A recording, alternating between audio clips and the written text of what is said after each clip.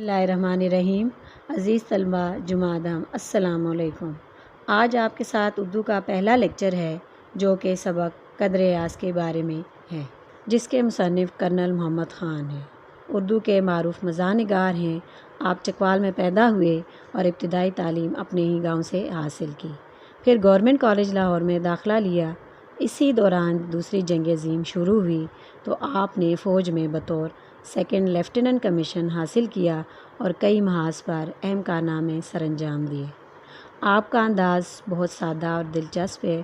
مزاح کے ساتھ ساتھ آپ انسانی کمزوریوں، جھوٹ، تصنع اور بناوٹ کے رویوں پر طنز کرتے ہوئے بھی نظر آتے ہیں۔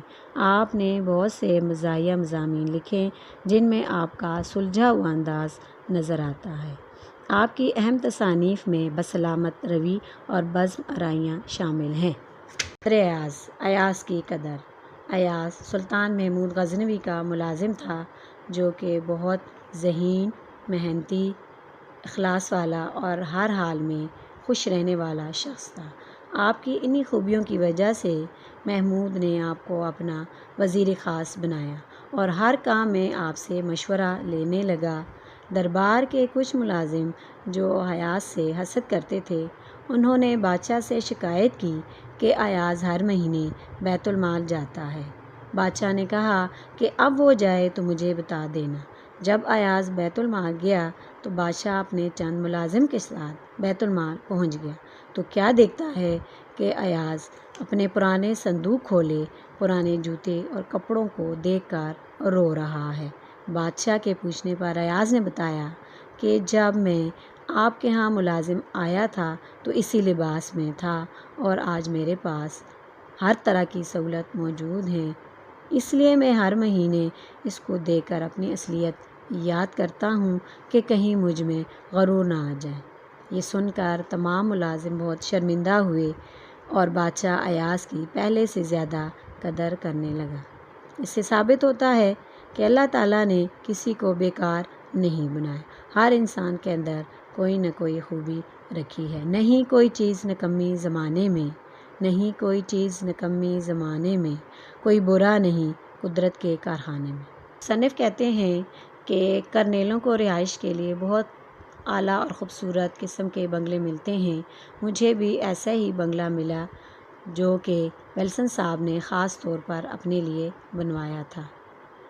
مصنف کا ایک بیٹا سلیم جو ابھی ابھی میٹرک کے امتحان سے فارغ ہوا تھا اور دوسرے کرنل زادوں کے ساتھ سارا دن بیڈمنٹن کھیلتا اور شام ہوتے ہی ٹی وی کے سامنے جم جاتا، اور کیا کسی کے مجال کہ جو انہیں اس کو ڈسٹرب کرتا سوائے ان کے ایک بوڑھے ملازم علی بخش کے جو ان کی خاطر مدارت کے لیے کمرے میں داخل ہوتا تھا۔ انہیں سلیم سے بہت محبت تھی۔ ایک دن سلیم کی غیر موجودگی میں اس کا دوست امجد آیا تو علی بخش نے انہیں باہر بٹھایا اور ٹھنڈے گلاس کا پانی پیش کیا۔ وہ کافی دیر تک سلیم کا انتظار کرتا رہا، لیکن جب سلیم نہ آیا تو وہ واپس چلا گیا۔ جب سلیم گھر واپس آیا تو علی بخش نے اسے دوست کے بارے میں بتایا، جس پر سلیم علی بخش پر بہت غصے ہوئے کہ تم نے انہیں گول کمرے میں کیوں نہ بٹھایا اور فریج سے کوکا کولا کیوں نہیں پیش کی، اب وہ ہمیں جنگلی، دیہاتی اور گنوار سمجھے گا۔ یہ سن کر علی بخش بہت رنجیدہ ہوئے اور مصنف سے اس کی شکایت کر دی۔ مصنف ابھی اس کی کہانی سن نہیں رہے تھے کہ سلیم میاں بھی پہنچ گئے اور علی بخش کی شکایت کی۔ جب مصنف نے دونوں کی باتیں سنی تو انہیں لگا کہ ان کے درمیان جو مسئلہ ہے وہ بہت معمولی ہے، جو چائے کی ایک پیالی پر ختم ہو سکتا ہے، اور باتوں باتوں میں ایک دیہاتی کی کہانی سنانا شروع کر دی۔ کہتے ہیں کہ کسی دیہات میں ایک لڑکا تھا جو اپنے اسکول میں پرائمری پاس کرنے کے بعد شہر کے ہائی اسکول میں داخل ہوا۔ وہ اپنے گاؤں میں ایک چھوٹا چودھری مشہور تھا۔ جب وہ پہلے دن کلاس میں گیا تو اس نے ننگے سر پر صافہ، بدن پر کرتا، تہمد اور پاؤں میں پوٹوہاری جوتا پہنا تھا۔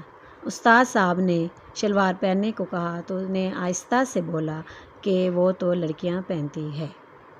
یہ کہانی چل رہی تھی۔ باپ اسے دیہاتی کی کہانی سناتا رہا اور سلیم جو ہے وہ اس سے سوالات پوچھتا رہا۔ باپ نے بتایا کہ اس کے اسکول میں ایک سیکنڈ ہینڈ ماسٹر تھے جو سوٹ پہنتے تھے اور سب لڑکے انہیں جنٹل مین کہتے تھے۔ اس نے چھوٹے چودھری سے کہا کہ وہ ایک دن اس کے گاؤں ضرور آئے گا۔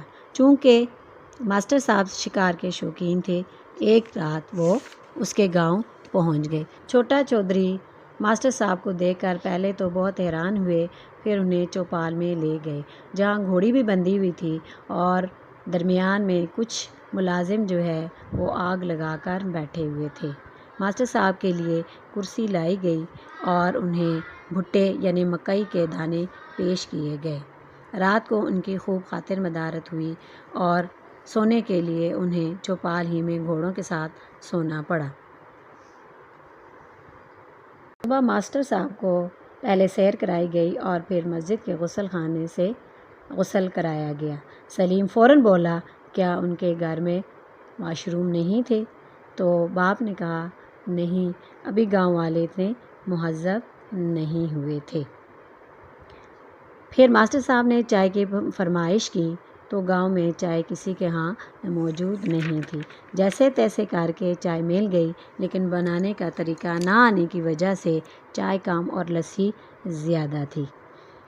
جب چھوٹا چودھری اسکول آیا تو لڑکوں نے اس کا بہت مذاق اڑایا، لیکن وہ اس کو برداشت کر کے مسلسل محنت کرتا رہا اور میٹرک پاس کر لیا۔ میٹرک پاس کرنے کے بعد وہ فوج میں بھرتی ہو گیا تو سلیم فوراً بولا، ابا جان پھر تو آپ اس کو جانتے ہوں گے، ہمیں ان سے ملائیے۔ تو باپ نے کہا، کیا تم سے ملنا چاہو گے؟ سلیم نے کہا، ضرور ضرور۔ باپ نے ہاتھ کھول کر کہا کہ لو اس سے چھوٹے چودھری سے ملو۔ سلیم یہ دیکھ کر حیران ہوا اور خوش بھی ہوا اور اپنے باپ کے گلے لگ گیا۔ اب سلیم اور علی بخش دونوں کی آنکھوں میں دیہاتی کے لیے محبت کی چمک تھی۔ یہاں پر یہ سبق مکمل ہوتا ہے۔ شکریہ۔